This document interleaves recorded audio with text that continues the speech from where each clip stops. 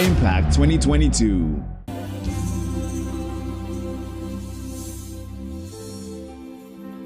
I'd like you to turn with me to Ruth, chapter 1,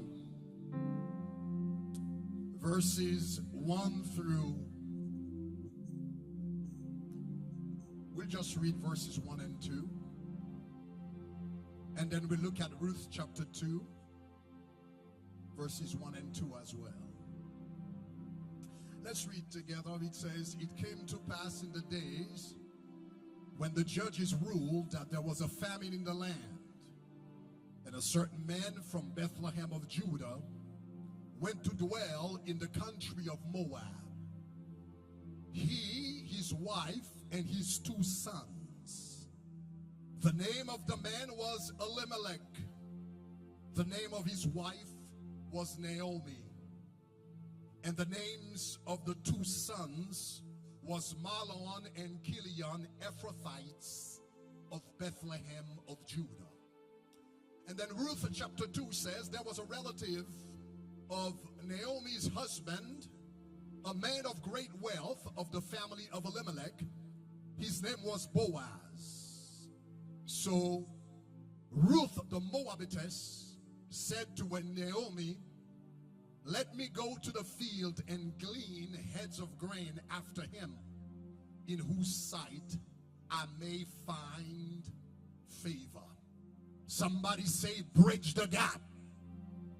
Come on, let's say it louder. Bridge the gap. Hallelujah. Tonight, quickly we're going to talk about bridging the gap. But we're going to look at it perhaps from a different perspective. I think Papa in his book looked at bridging the gap vertically. I'd like to look at perhaps bridging the gap with you horizontally tonight, but still in the same theme. Whenever we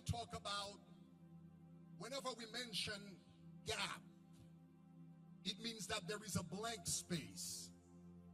It means that there is an emptiness. It means that there is an insufficiency. It means that there is something that should have been there, and for some reason is not there. Therefore, you have a gap. But a gap is not always bad news. Sometimes it could be good news because it affords a destiny carrier the opportunity to step forward and make a difference. Somebody say, bridge the gap. The passage that we just read, or the 2 passages that we just read, they illustrate that truth. That sometimes when there is a gap, there is also an opportunity to step forward and make a difference. So the text that we just read said, "It came to pass in the days when the judges ruled that there was a famine in the land, and a certain man from Bethlehem of Judah went to dwell in the country of Moab, and his name was Elimelech." Now, that book does not give us a lot of detailed description about the person of Elimelech, but from the information that is given to us, we can deduce some very important aspects of his life. And I'd like to emphasize 3 things about Elimelech that we can deduce from the text. Number 1, Elimelech was royalty. Elimelech was royalty. He wasn't just anybody. He was someone who had royal blood. How do we know that? Well, besides the fact that he came from the tribe of Judah, we need to pay attention to the fact that his name was Elimelech. Now, in Hebrew, the word Melech means king.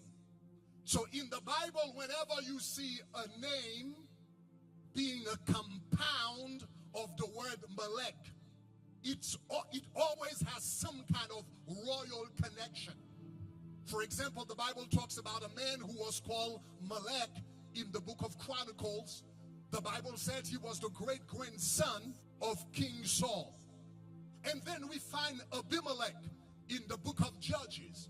He was the son of Gideon, who was the judge of Israel, which was the equivalent of a king in that time. And then we find Abed-Melech in the Bible, in Zechariah.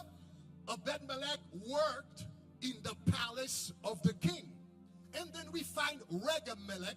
Regem-Melech was a friend and a messenger of King Darius. So whenever you find the word Melech in the Bible, it has something to do with royalty. So that man's name was Elimelech, which means that he not only came from a royal tribe, but he also had royalty in his vein. So that's the first thing we know about this man, Elimelech. He was royalty. The second thing that we know about this man called Elimelech is that he was an influential man in his community. Not only he was royalty, but he was influential. How do we know that? Because the text that we just read said that Elimelech was an Ephrathite, or an Ephrathite from Bethlehem. What does that mean, an Ephrathite? Let me explain that. And when Israel entered the land of Canaan 1,500 years before Christ, Caleb married a woman by the name of Ephrath. And when she gave birth to her first child, she called her first child Ephrathah. And Ephrathah became the progenitor, the forefathers of the Ephrathites who occupied the land of Bethlehem. And that was about 1,500 years before Christ. Now we are in the book of Ruth. The book of Ruth, the story of Ruth, occurred about 1,100 years before Christ. So it means that that family had inhabited the land for 400 years by the time we get to the book of Ruth. So what does that mean? The Ephrathites, they were the founders of the city of Bethlehem. They were the original inhabitants of that land. So when the Bible says that Elimelech was an Ephrathite, what does that mean? It means that his family founded the land of the city of Bethlehem. So it means that he was a man who was very influential in the city. He was respected in the city. He was considered as a noble man in the city. So that's the second thing we know about Elimelech. Number one, he was royalty. Number two, he was influential and respected. And number three, he was wealthy. Elimelech was wealthy. How do we know that? Because when Ruth came back, when Naomi, his wife, came back from Moab, and you read in Ruth chapter 1, verse 21, she said, you know, I went away full, but I came back empty-handed. I went away full. Now the word full in Hebrew here is Malay in Hebrew. It means abundance. So the French translation actually says, I was in abundance when I left, but I came back empty-handed. So when Elimelech and his wife were living in Bethlehem, they were living in abundance. That man was so wealthy, that man was so rich that according to Jewish traditions, people used to say that Elimelech had so much food that even if a famine were to come over the land of Bethlehem for 10 years, he had enough food, he had enough provision, he had enough wealth to feed the entire community for 10 years. So Elimelech was royalty. Elimelech was influential. Elimelech was wealthy, very wealthy, to the point that he had enough provision to support the entire community for many years. So the people, because of Elimelech, the presence of Elimelech in Bethlehem, they felt secure. They trusted God, but they also trusted Elimelech. They said, should a famine occur, we don't have to worry about it, because Elimelech has enough provision to take care of his own family and to take care of all of us. And one day, the disaster that was unrealistic, unlikely, and unexpected in the minds of a lot of people showed up unannounced. A famine arose in Bethlehem. A famine arose in Bethlehem. Now, that was a shock. Why was it a shock? Because the place was called Bethlehem. Beth in Hebrew means house, and lechem means bread. Bethlehem means the house of bread, the house of food, the house of provision. They always have food in Bethlehem. They always have provision in Bethlehem. They always have bread in Bethlehem. And that's why it was called the house of bread. And suddenly, the house of bread didn't have any bread. The house of food didn't have any food. The house of provision didn't have any provision. So the famine sprung up in Israel like a monster from the sea, and it began to ravage the land. As chronic hunger began to debilitate the people, all eyes turned towards Elimelech. Elimelech was the wealthy man. Elimelech was the Baron of Bethlehem. Elimelech was the one who had provision for many years. So all eyes turned toward Elimelech. And when Elimelech realized that all eyes were transfixed on him, the Bible says that Elimelech took his two sons, his wife and his two sons. And the Bible says he left to go to Moab for a while. The NIV version says for a while. He didn't go to Moab to stay in Moab. He went to Moab to let the famine pass. This man was influential. He was wealthy. He had the ability to act. And suddenly now a famine arose. And there is a gap. There is a gap between Elimelech's family and the community. There is a gap between Elimelech's house and everyone else's house. And Elimelech has an opportunity to step up and fill the gap. But what that man did instead, he said, if I stay here, I'm going to lose everything that I have. I'm going to lose my wealth. I'm going to lose my substance. I'm going to lose everything that I own. So I better go to Moab and let the famine pass, and I will come back when the famine had passed.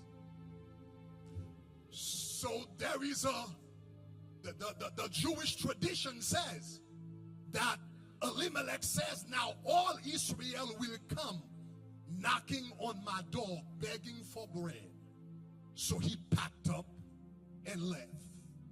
Elimelech had an opportunity to bridge a gap. He had an opportunity to make a difference. But instead of stepping forward and make a difference, he ran away. Because Elimelech had made a big mistake. he had made a serious mistake. Elimelech thought that he was blessed for himself. You need to realize as a believer, the biggest mistake that we can ever make is to think that God has blessed us only for ourselves and our families. Are you guys with me? Somebody say bridge the gap. Somebody say bridge the gap.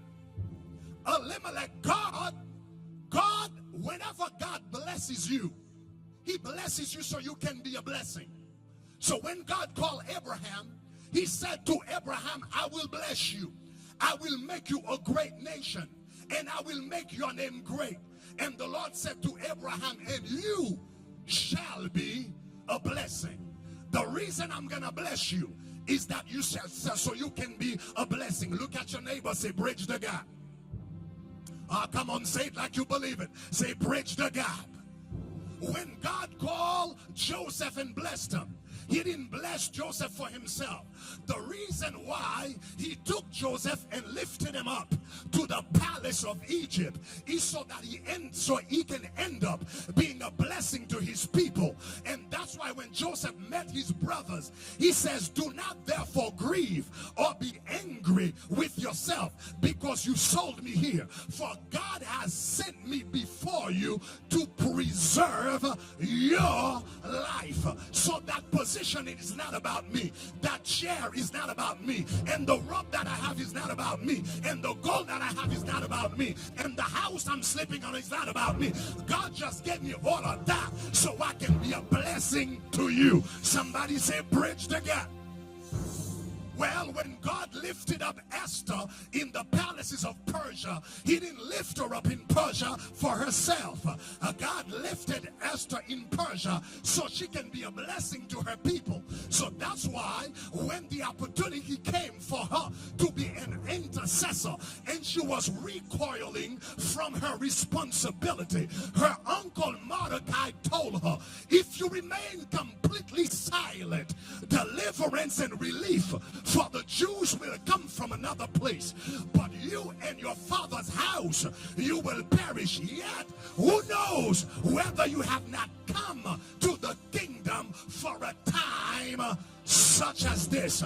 Somebody say bridge the gap. Come on, shout it like you believe it. Say bridge the gap. She was placed there to bridge a gap. Listen to this. You are not blessed for yourself only. Impact 2022.